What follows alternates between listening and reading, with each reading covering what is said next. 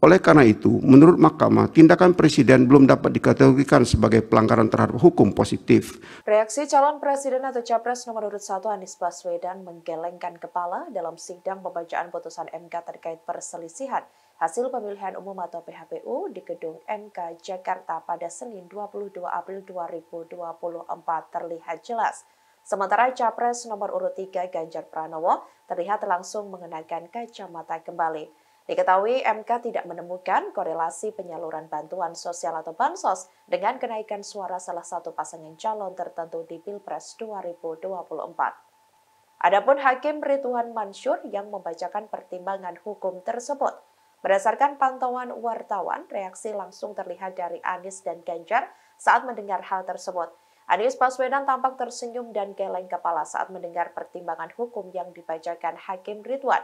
Hakim Ridwan mengatakan Mahkamah tidak menemukan bukti mengenai adanya penyaluran bansos, di mana yang disebut menguntungkan pasangan calon atau paslon nomor urut 2, Prabowo Subianto dan Gibran Raka Buming Raka. Mendengar hal ini, Anies tampak mulai tersenyum.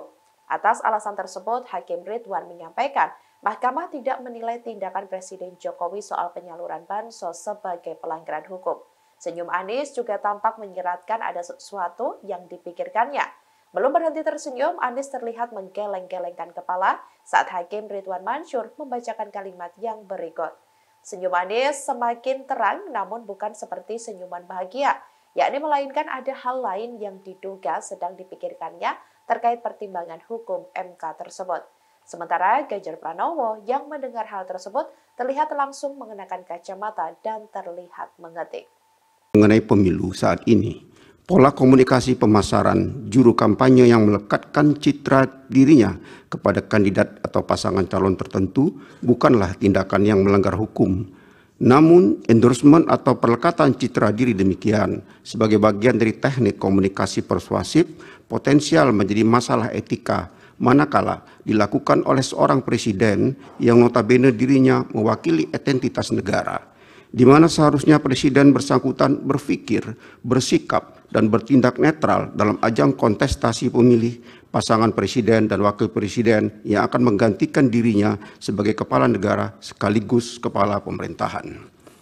Bahwa kedudukan presiden di Indonesia sendiri menurut Mahkamah memang dilematis antara posisinya sebagai kepala eksekutif atau pemerintahan hasil pemilihan umum, sebagai kepala negara simbol kedaulatan negara, sebagai kader dari partai politik yang mengusungnya dalam pemilihan umum, sekaligus sebagai warga negara Indonesia yang secara asasi mempunyai hak berpolitik antara lain maujud dalam bentuk mendukung atau tidak mendukung calon atau kandidat tertentu.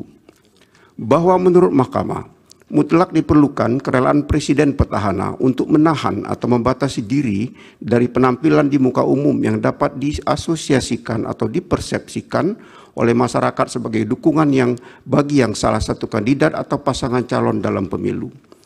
Kesediaan atau kerelaan presiden yang demikian, serta kerelaan para petahana di level masing-masing yang menghadapi kemiripan situasi dengan posisi kondisi Pilpres tahun 2024 ini, inkasu petahana kepala daerah, merupakan faktor utama bagi terjaganya serta meningkatnya kualitas demokrasi di Indonesia.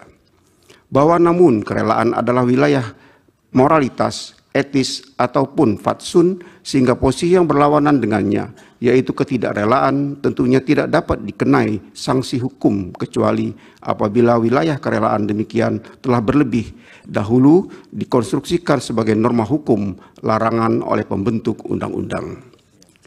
Bahwa berdasarkan fakta hukum serta indikasi yang terungkap dalam persidangan sebagaimana diuraikan di atas, Mahkamah tidak menemukan landasan hukum untuk dilakukannya tindakan terkait dengan ketidaknetralan presiden yang mengakibatkan keuntungan bagi pihak terkait.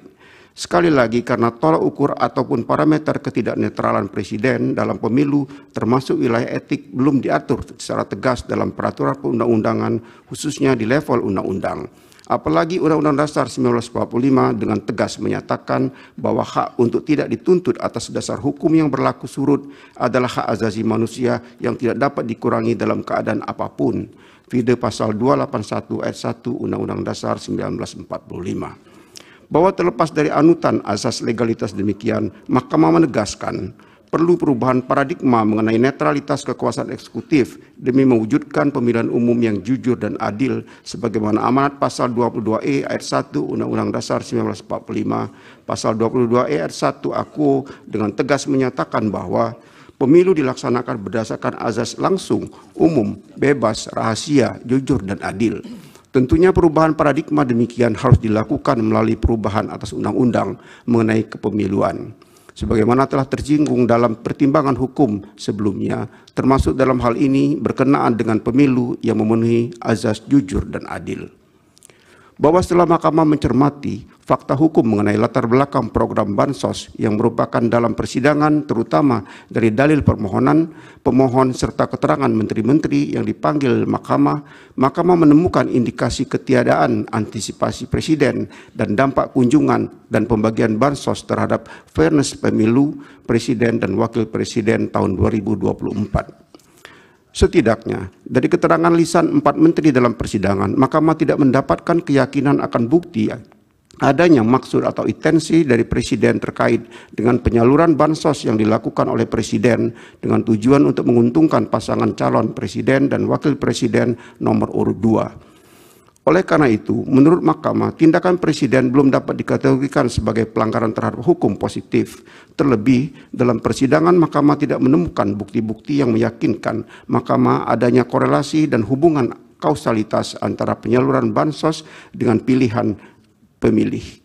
Namun demikian, penting bagi Mahkamah untuk menegaskan dalam rangka perbaikan tata kelola penyaluran Bansos ke depan, khususnya penyaluran Bansos yang berdekatan dengan penyelenggaraan pemilu, perlu diatur secara jelas menyangkut tata cara penyaluran, baik waktu, tempat, maupun pihak-pihak yang dapat menyalurkannya, sehingga tidak ditenggarai sebagai tindakan yang dapat dimaknai sebagai bantuan bagi kepentingan elektoral tertentu. Bahwa klaim Download Tribun X sekarang, menghadirkan lokal menjadi Indonesia.